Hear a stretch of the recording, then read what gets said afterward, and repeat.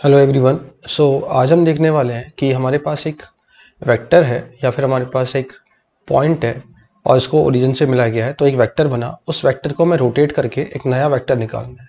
तो उस वेक्टर को हम किस इजी तरीके से कॉम्प्लेक्स नंबर्स के हेल्प से हम निकाल सकते हैं। So let's say we have point Z1। मैंने अज्यूम किया है Z1 इज 3,4 और हमारे पास ओरिजिन है, तो मैंने ओरिजिन को टेल माना है वेक्टर का और Z1 को हेड माना है। ठीक है, now we are rotating this vector Z1 with angle of 60 degree, okay, with respect to origin। तो हमने जब रोटेट किया तो ये बन गया Z2 मुझे x, y। तो ये जो रोटेशन है this is I am taking in anti clockwise direction, right. तो जब हमें Z2 निकालना है तो what is the trick for this. तो Z2 जो होगा, Z2 will be Z1 into cis theta. Theta is here 45 degree, ठीक है। तो ये हो जाएगा 3 + 4 iota into cos 60 plus iota sine 60। Cis theta का मतलब सबको पता ही होगा, cos theta plus iota sine theta, because theta is 60 degree है, ठीक है। सो इसमें बात ये ध्यान रखनी है कि ये हेड होना चाहिए, ये टेल होना चाहिए, ठीक है। और यहाँ पे भी ये हेड होना चाहिए और ये 0,0 टेल होना चाहिए।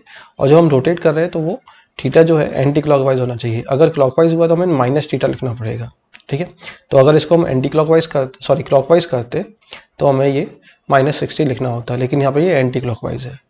तो ये कितना आ जाएगा 3 + 4 आयोटा इंटू 1/2 प्लस आयोटा √3/2।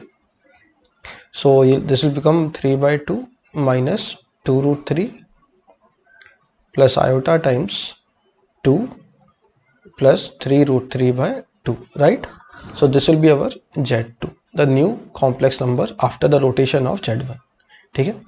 लेकिन हमने कौन सी दो बात याद रखनी है। पहली बात कि हमारा जो है ये वेक्टर कहाँ से शुरू होना चाहिए, 0,0 से। इसका मतलब टेल जो है वो 0,0 होना चाहिए, ठीक है। विदाउट लेंथ को चेंज किए हुए हमें इसको रोटेट करना है, तो we can apply this. Next thing is कि जो एंगल है that should be in anti clockwise. So theta should be anti clockwise, तो हम पॉजिटिव लेंगे। अगर क्लॉकवाइज हुआ तो सिंपली हम -60 डिग्री या माइनस थीटा जो भी है वो हम पुट करेंगे, ठीक है। नाउ नेक्स्ट थिंग इज, कभी कभी क्या होता है कि 0,0 के अबाउट रोटेट ना करके किसी और पॉइंट के अबाउट हम रोटेट करते हैं, तो उसमें चेंज क्या आएगा।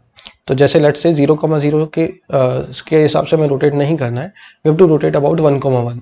तो उस केस में क्या होगा, let say this is our vector Z1 minus Z0 and this is Z2 minus Z0। Because हम Z0 के अबाउट रोटेट कर रहे हैं तो will write Z2 minus Z0 equal to Z1 minus Z0 e to power iota theta और cis theta, एक ही बात है।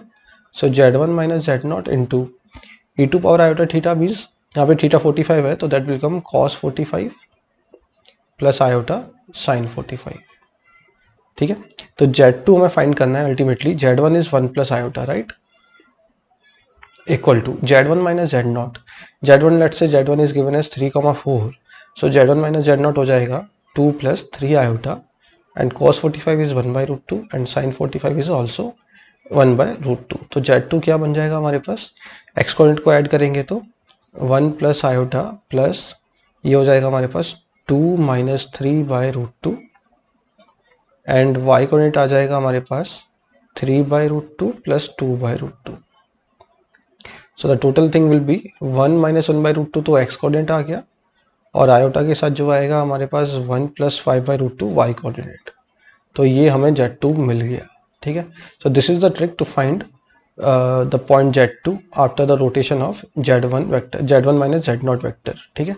तो हम रोटेशन पॉइंट पे नहीं लगाते हैं, ऑब्वियसली हम वेक्टर पे लगाते हैं। तो हमें वेक्टर फाइंड करना चाहिए और उस पर हम कॉन्सेप्ट ऑफ रोटेशन अप्लाई कर सकते हैं, ठीक है। I hope you got it, सबको समझ में आ ही गया होगा। Thank you.